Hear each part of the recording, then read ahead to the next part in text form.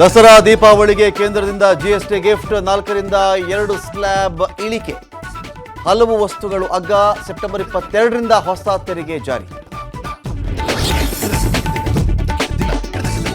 ಕೇಂದ್ರದವರು ಮೊದಲು ಜಿಎಸ್ಟಿಯನ್ನು ಹಾಕಿದ್ದೇ ತಪ್ಪು, ಈಗ ತೆಗೆದಿದ್ದೇವೆ ಅನ್ನೋದು ಹಾಸ್ಯಾಸ್ಪದ ಎಂದ ತಿಮ್ಮಾಪುರ್.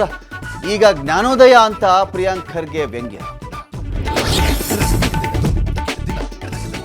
ನೇತ್ರಾವತಿ ತೀರದ ಕೇಸ್ಗೆ ಎಂಟ್ರಿ ಆಗುತ್ತಾ ಎನ್ಐಎ. ಅಮಿತ್ ಶಾರನ್ನ ಭೇಟಿಯಾದ ಸ್ವಾಮೀಜಿಗಳ ನಿಯೋಗ.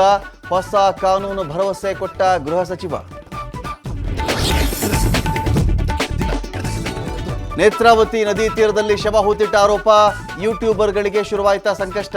ತನಿಖೆಯೇ ನಡೆಯದೆ ಪ್ರಸಾರ ಮಾಡಿದ್ದು ಹೇಗೆ ಎಂದು ವಿಚಾರಣೆ. ರಷ್ಯಾದಿಂದ ತೈಲ ಖರೀದಿ ಮುಂದುವರೆಸಿದರೆ ಮತ್ತಷ್ಟು ಸುಂಕ. ಭಾರತಕ್ಕೆ ಮತ್ತೊಮ್ಮೆ ಟ್ರಂಪ್ ಬೆದರಿಕೆ. ನಮ್ಮ ರೈತರ ಸುರಕ್ಷತೆಯೇ ಮುಖ್ಯ ಎಂದ ಅಮೆರಿಕ ಅಧ್ಯಕ್ಷ.